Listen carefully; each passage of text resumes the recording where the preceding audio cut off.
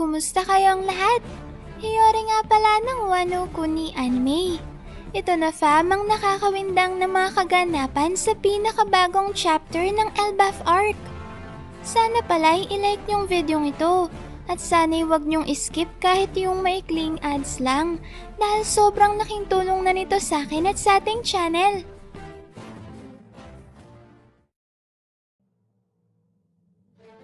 Unahin na natin fam ang pagpapatuloy ng cover story ng paglalakbay ni Yamato sa Wano, kung saan makikita natin na nakarating na ngayon si Yamato sa rehiyon ng Hakumai at dito'y iniwan ng espada ni Yasui sa Enma Shrine kagaya ng pinagbilin sa kanya ni Kinemon.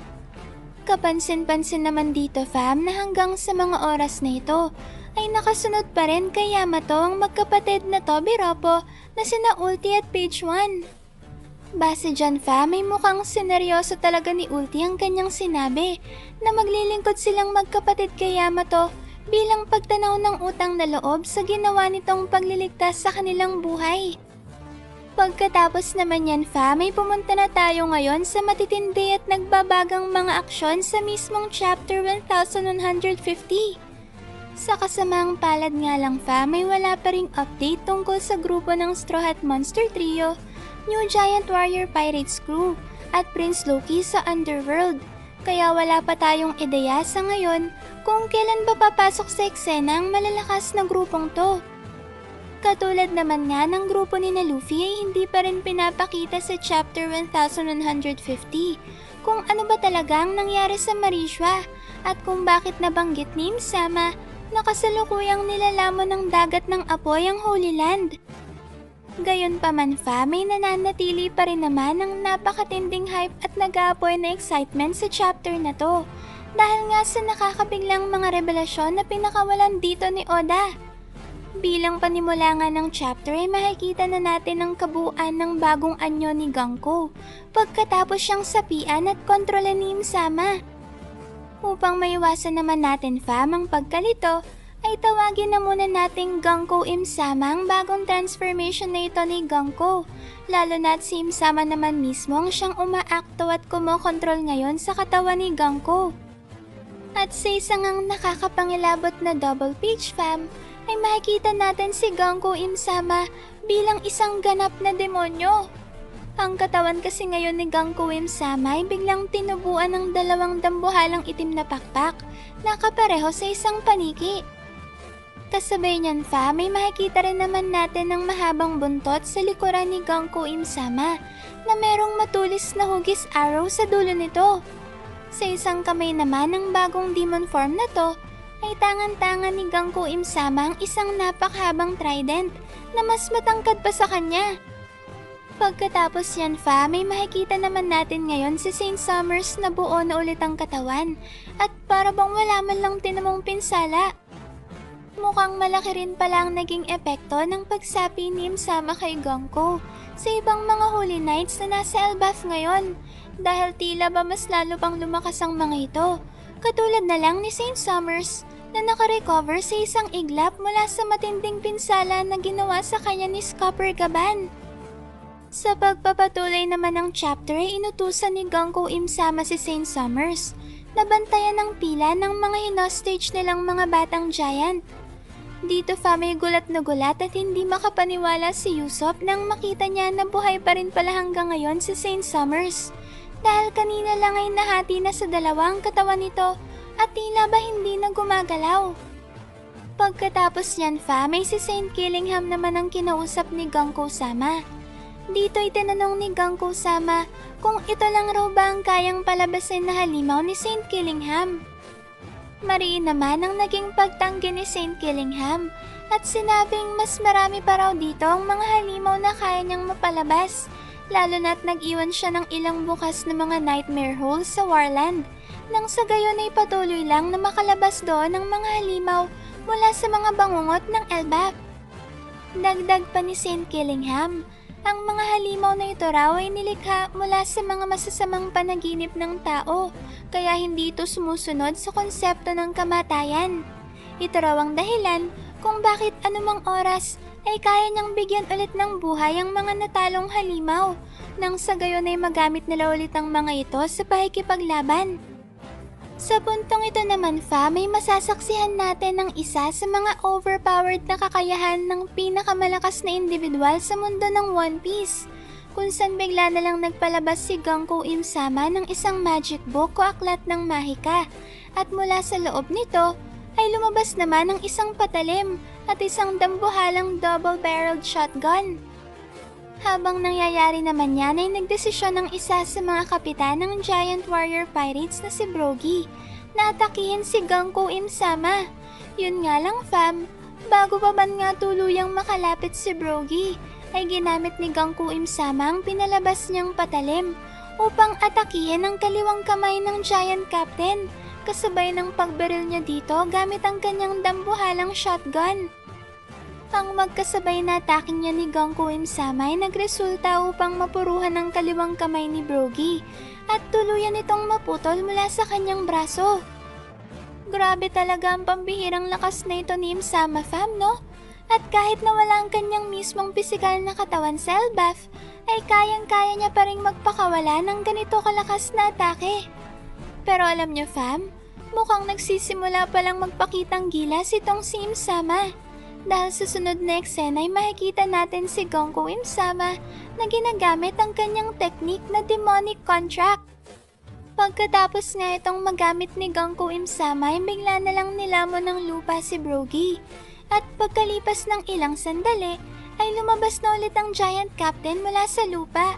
Subalit ngayon ay may panibago na itong malademonyong anyo na katulad ng nangyari kay Gonkou. Dito may makikita natin ang bagong demonic form ni Brogy na nababalot sa apoy.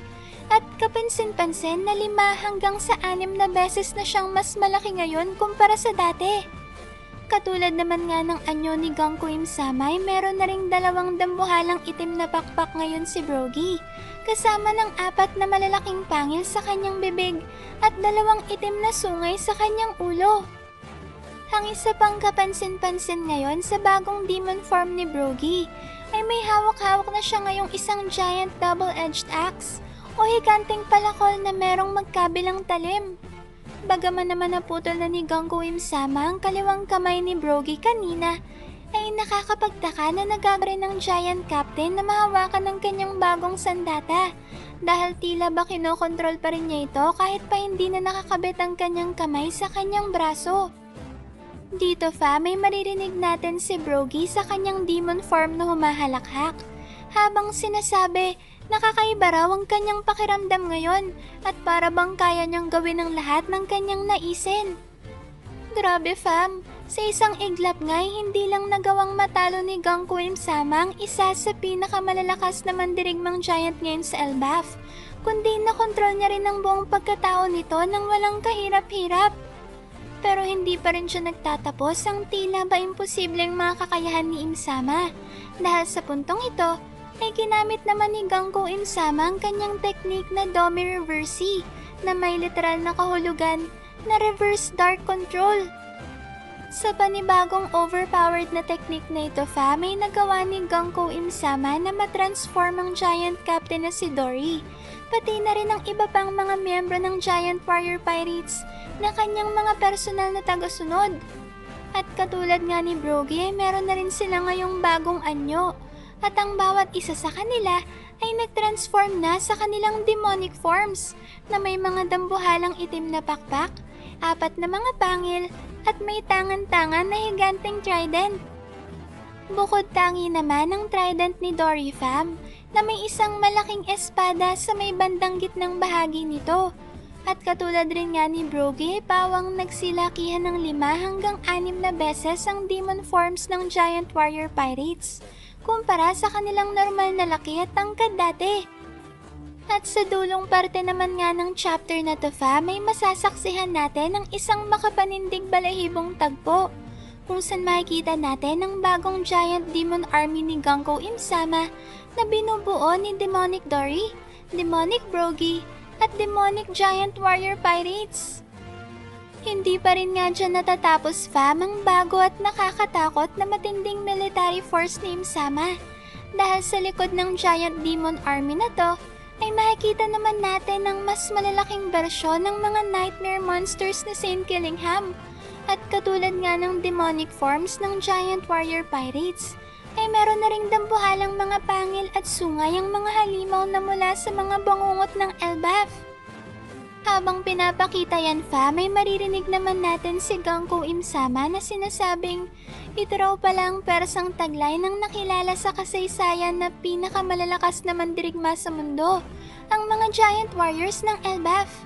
Sinabi dito ni Imsama na ang kaharian daw ng Elbaf ay hindi na nila wawasakin pa, bagkus ay kanya na lamang itong pamumunuan. At sa oras nga na magsimula ng malaking digmaan, ay mas makikita niya kung ano pa ang kayang ipamalas ng mga mandirigmang giants ng Warland. Grabe fam, nasa ibang level talaga ang lakas ni Imsama. At sa halos 30 taon nga na tinakbo ng kwento, ay ngayon pa lang tayo nakakita ng ganitong klase ng lakas at kakayahan na wala pang ibang karakter na nakakagawa. Not to mention fam na technically, ay nasa Marisyo ang totoong katawan ni Imsama ngayon. Kaya mapapaisip ka na lang talaga kung paano pa kaya kung mismong si Imsama na talaga ang siyang makipaglaban ng personal. Ano pa kayang nakakamanghang mga bagay ang kaya niyang gawin? At dahil nga wala nang natitira ngayon sa Sunrealm na may kakayahang lumaban sa persang ito ni Gankou Imsama at ng kanyang bagong giant demon army, ay tanging ang grupo na lamang ni Luffy at Prince Loki ang maaaring humarap sa kanya. Kaya siguro nahulog si Gaban sa Underworld ay upang malaman na ng grupo ni Luffy ang nangyayaring malaking kaguluhan ngayon sa kaharian ng Elbaf. Saktong-sakto to fam dahil kung nakapagpakitang gilas na si Imsama sa pamamagitan ng katauhan ni Gankou, ay ito naman ang tamang pagkakataon para si Joyboy naman ang magpasikat at gumawa ng mga nakakamanghang bagay. At magiging posible naman nga ito fam gamit ang katauhan ni Luffy. Sobrang nakaka-excite talaga ang mga susunod na mga mangyayari dahil sa unang pagkakataon ay makikita na natin na magsalpukan sina Luffy at Imsama. Siguro fam habang kalaban ni Luffy at Prince Loki si Gankou Imsama, ay sina Zoro at Sanji naman ang siyang haharap sa Holy Knights na sina Saint Summers at Saint Killingham, habang ang New Giant Warrior Pirates naman sa pangunguna ni Hyruden ang siyang makikipaglaban sa demonic versions ng crew ni Dory at Brogy. Magandang pagkakataon din ito fam para mapatunayan ni Hyruden at ng kanyang crew na nararapat silang magdala ng pangalan ng Giant Warrior Pirates at pumalit sa lumang henerasyon ng mga mandirigmang giants. Sa pagtatapos naman ng chapter ay makikita natin ang eksena sa Western Village, kung saan sinusubukan ng ibang mga giants na kumbinsihin si Elder Jarol na lisanin ng Elbaf upang makatakas sa nangyayaring matinding krisis ngayon sa Warland. Subalit sa kabila nga ng matinding pakiusap na ito ng mga giants, ay nakahanda pa ring lumaban si Chief Jarol na sinasabing hindi raw nararapat na umatras sa isang laban ang isang matapang na mandirigmang giant ng Elbaf. Grabe, sobrang tindi talaga ng chapter na to na pinakawalan sa atin ni Oda. Kayo na lang famang bahalang mag-comment dyan sa baba kung ano bang masasabi nyo sa malamat na chapter na to Maraming salamat fam sa solid at walang sawa ninyong pagsuporta sa ating channel. Sana'y palagi kayong ligtas at nasa mabuting kalagayan. Mag-ingat kayo palagi. See you on our next video and stay good fam!